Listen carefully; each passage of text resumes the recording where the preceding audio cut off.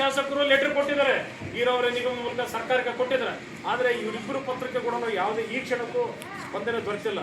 ನಮ್ಮ ಕೂಗು ವಿಧಾನಸೌಧಕ್ಕೆ ಮುಟ್ಟಿದಾಗ ಮಾತ್ರ ಆ ವಿಧಾನಸೌಧದಲ್ಲಿರ್ತಕ್ಕಂಥ ಏನು ಮೇಲ್ಜೋಡಣೆ ಮಾಡ್ತಕ್ಕಂಥವ್ರು ನಮ್ಮ ಕೂಗಿಗೆ ಸ್ಪಂದಿಸ್ತಾರೆ. ನಾವು ಎಲ್ಲ ಸಂಘಟಿತರಾಗಿ ಹೋರಾಟ ಮಾಡೋಣ. ಈಗಾಗಲೇ ಮಠಾಧೀಶರ ಧರ್ಮ ಪರಿಷತ್ ಮತ್ತು ಕೃಷಿ ಭೂಮಿ ಉಳಿವಿಗಾಗಿ ನಾವು ಸಂಘಟನೆ ಮೂಲಕ ಒಂದು ಮನವಿ ಪತ್ರವನ್ನು ಕೊಟ್ಟಾಗಿದೆ. ಅದು ಸರ್ಕಾರಕ್ಕೆ ತಲುಪಿದೆ. ಆದರೆ ಕೇವಲ ಅಷ್ಟಕ್ಕೆ ಸೀಮಿತ ಅಲ್ಲ. ಇವತ್ತು ಮಾಲಿಕ್ ಜಲಾಶಯಕ್ಕೆ ಹೋರಾಟ ಮಾಡಿದ್ವಿ. 10 ಹಂತದ ಹೋರಾಟಗಳನ್ನು ಮಾಲಿಕ್ ಜಲಾಶಯಕ್ಕೆ ಪಕ್ಷಾತೀತವಾಗಿ 16 ಸಂಘಟನೆಗಳ ನೇತೃತ್ವದಲ್ಲಿ ಹೋರಾಟ ಆಯಿತು. ಇವತ್ತು ಮಾಲಿಕ್ ಜಲಾಶಯಕ್ಕೆ ನೀರು ಬಂತು, ಗೇಟ್ ರಿಪೇರ್ ಆಗಿಲ್ಲ, ನೀರು ಹೊರಗೆ ಹೋಗ್ತಾ ಇದೆ, ಅದು ಬೇರೆ ವಿಚಾರ. ನೀರು ಬಂದಿದೆ.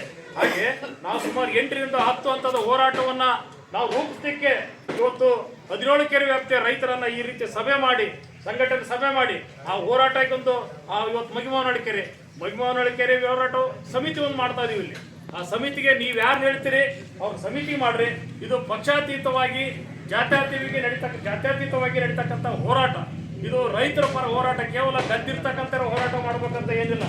ಇವತ್ತು ಕೆರೆಗೆ ನೀರು ಬಂದ್ರೆ ನಿಮ್ಮಲ್ಲಿ ಇರ್ತಕ್ಕಂಥ ಬೋರ್ವೆಲ್ಗಳು ಅಂತರ್ಜಲ ವೃದ್ಧಿ ಆಗ್ತದೆ, ಬೋರ್ವೆಲ್ಗಳು ಇವತ್ತು ನೀರು ಬರ್ತದೆ. ಹಾಗಾಗಿ ಇವತ್ತು ನಮಗಾಗಿ ಬೇಡ, ಇವತ್ತು ನಿಮ್ಮ ಮಕ್ಕಳು ಮತ್ತು ನಿಮ್ಮ ಮಕ್ಕಳ ಭವಿಷ್ಯಕ್ಕಾದ್ರೂ ನಾವೆಲ್ಲರೂ ಈ ಯೋಜನೆಯನ್ನ ಮಾಡಬೇಕಾಗಿದೆ. ಹಾಗಾಗಿ ನೀವೆಲ್ಲರೂ ದಯವಿಟ್ಟು ನಾನು ವಿನಂತಿ ಮಾಡ್ಕೊಳ್ಳೋದಿಷ್ಟೇ, ಇವತ್ತು ನಿಮ್ದು ಯಾವುದೇ ಪಕ್ಷ ನಮ್ದು ಯಾವುದೇ ಪಕ್ಷ ಅದು ನಮ್ಮ ಬದಿಗೊತ್ತಿಗಳನ್ನ. ಆದರೆ ಕೆರೆ ಹೋರಾಟ ಬಂದಾಗ ನಾವು ನೀರಿಗಾಗಿ ಹೋರಾಟ ಮಾಡುವಂತರಾಗೋಣ.